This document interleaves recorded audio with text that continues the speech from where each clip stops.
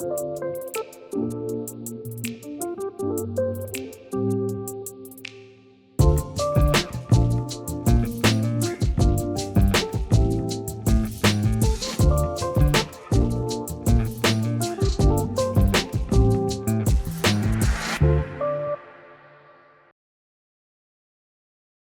are certain moments in life that change your perspective.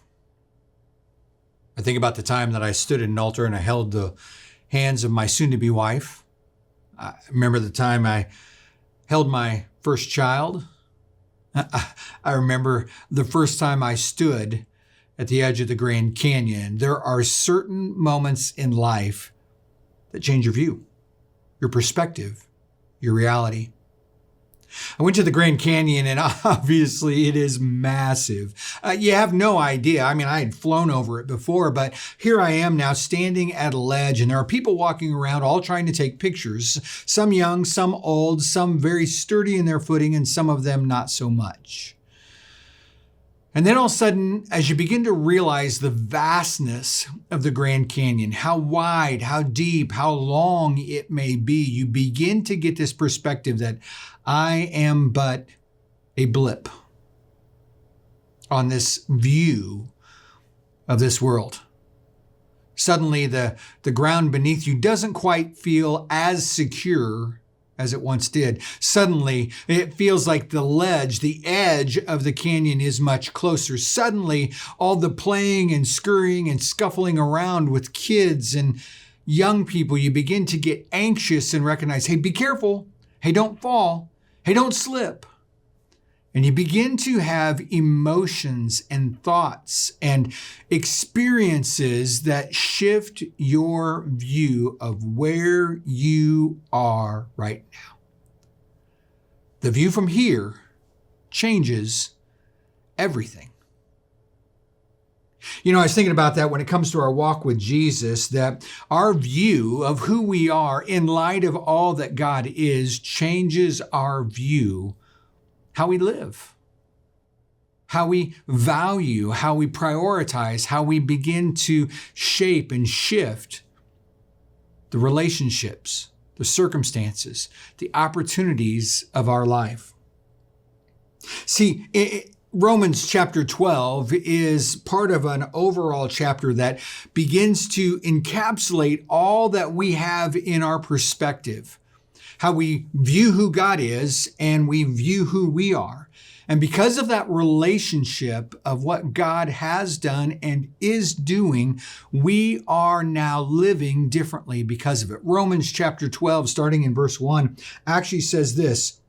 It says this, "Therefore, I urge you as brothers and sisters, men and women, people of God, in view of God's mercy, to offer your bodies as living sacrifices." This is how the chapter begins, in view of God's mercy. And oftentimes I've heard this passage kind of shared and kind of unpacked, and they jump right into what is a life of worship. But there is this hard pause that says, in view of God's mercy, this is how we should live. How do you view God and God's mercy? Has it encapsulated every portion of your life? Now, let me just take a moment to unpack this, because the view from here is going to change how we live.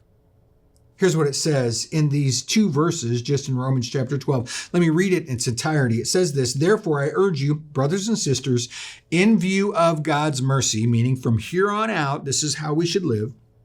"We should offer our bodies as a living sacrifice, holy and pleasing to God. This is your true and proper worship. Do not conform to the pattern of this world, but be transformed by the renewing of your mind.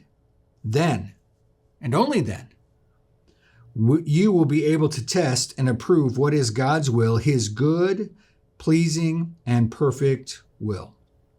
Now let's take a moment and just unpack these two verses, because there are significant thoughts, significant challenges, even significant encouragement for how we can live differently in view of God's mercy, because the truth of the matter is the view from here changes everything.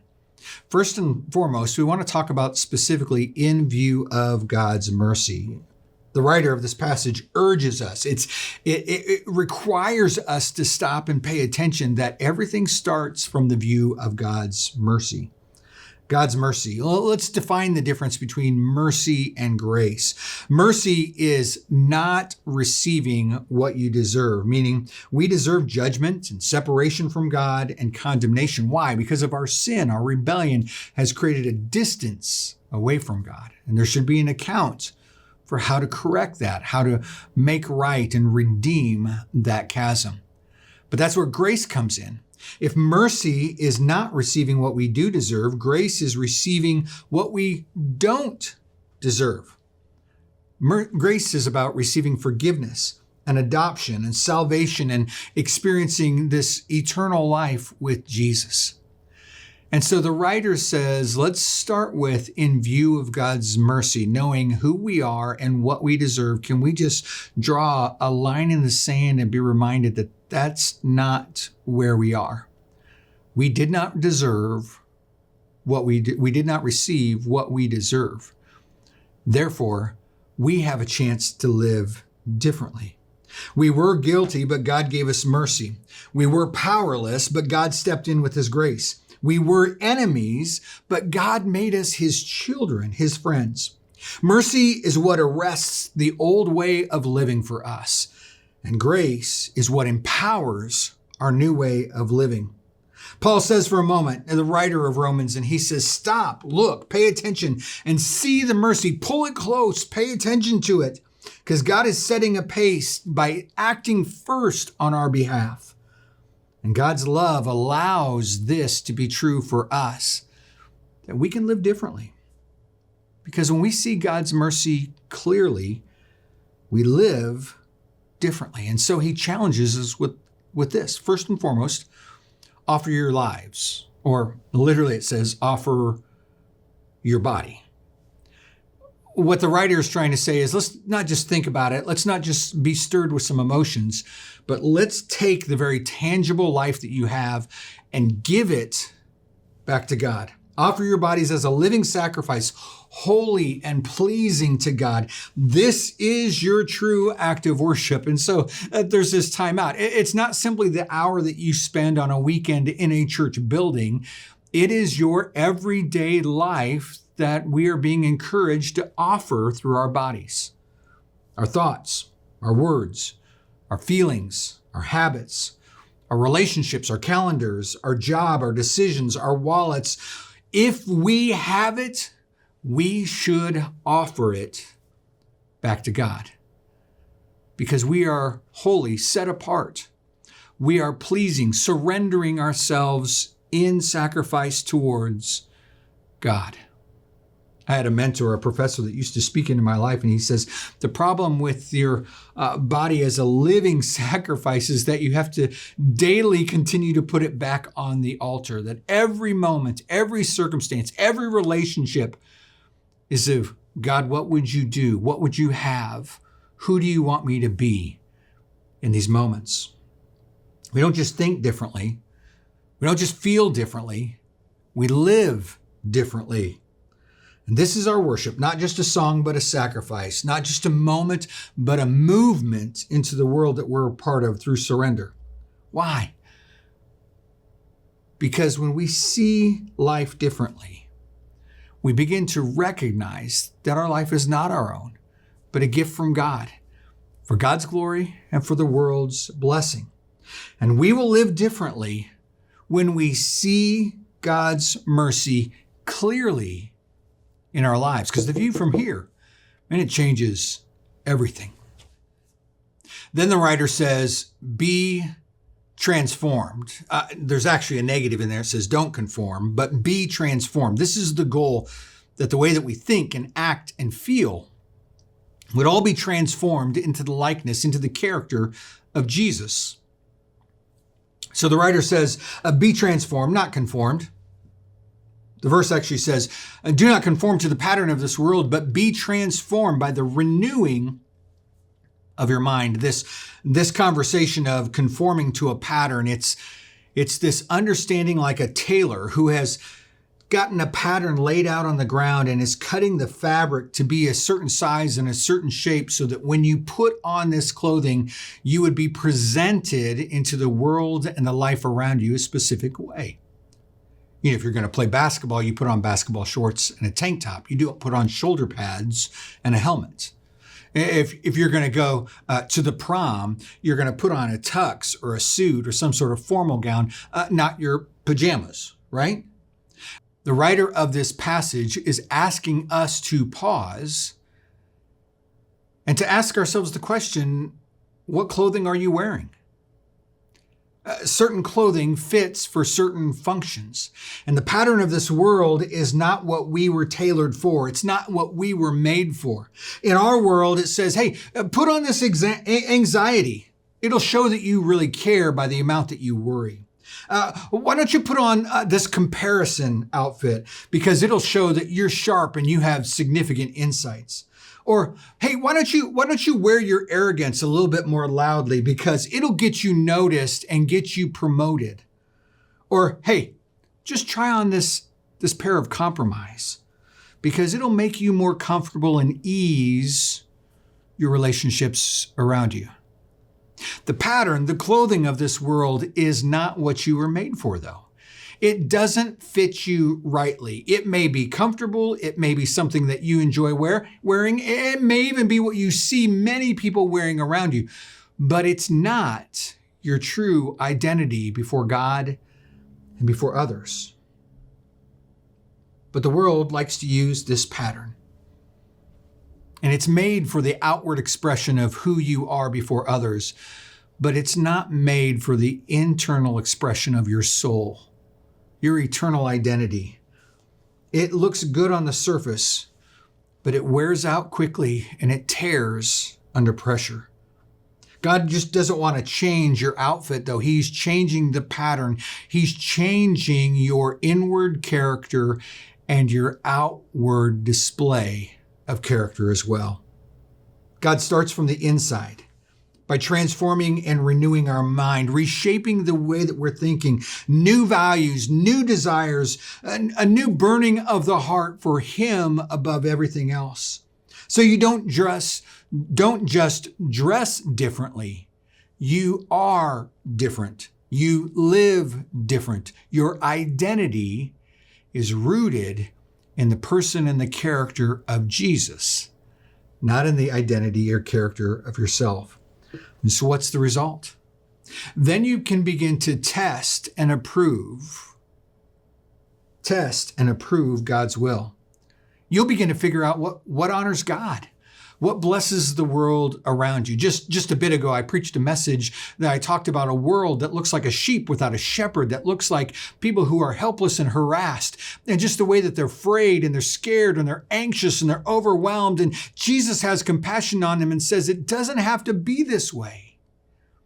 In our pattern of our living, we have a chance to live a new pattern that doesn't exude the expressions of panic and fear and overwhelmness, but actually stands in the security, in the warmth and the love and acceptance of being seen and known and accepted by God because of His sacrifice, because of His death on the cross. Ultimately, we will live differently when we see God's mercy clearly. So let me just ask you for a moment. What view is shaping your perspective right now? When you think about where you stand in life, is it the crisis before you, the conflict around you? Is it the cause of what God has placed on your heart? Is it God's character that's stepping up in your life to cheer you on? I think for each of us, our view can either be in view of God's mercy, or it can be in view of my ability or my circumstances or my relationships or my wallet. And the writer of this passage is saying, hey, the anchor of our life is in view of God's mercy, all that God could do, has done, and will do, how do we step into today, tomorrow, and everything around us differently? Our world has set a broken pattern for us, and God has given us a pattern of wholeness, of health, and healing. And when we see God's mercy clearly, our worship, our everyday life of surrender back to God is transformed. When we see God's mercy clearly, transformation from the inside out and the world around us is possible. When we see God's mercy clearly, God's will, God's way becomes more common, natural, and more enjoyable in our everyday lives. We will live differently when we see God's mercy clearly. Standing at the edge of the Grand Canyon, you begin to realize the vast nature of this wonder of the world. How deep, how wide, how long, how high. And you cannot stand in that moment and look at your own view and not think about the goodness of God if you have a relationship with God. To realize that there is air in your lungs, there is hope in your heart, that there's an opportunity in the world around you to bring glory to God and to bless the world around you. For me, in my life right now, much of my perspective and view is shaped through the lens of Mission Church, a new church for the Northwest region of Minneapolis. And as we sit in these moments, I look at my life and I look at the lives around me, and I wonder if there is a new pattern that we're being invited towards. To not simply gather on the weekend or to jump into a group and build community, or to even give of our lives in a way that shows up in an offering plate or through a ministry. But is there a grand calling that the everyday rhythms, relationships, and circumstances of our lives need to shift so that the world recognizes the pattern we were all created for? That hope is for everyone. That love can be realized in the person of Jesus. That we can experience both forgiveness and give forgiveness to the world around us. And that eternity is what we are made for, not simply this temporary experience we're living in. How do we have the long view, the grand view of what God sees in our lives? It starts with living in view of God's mercy for each and every one of us.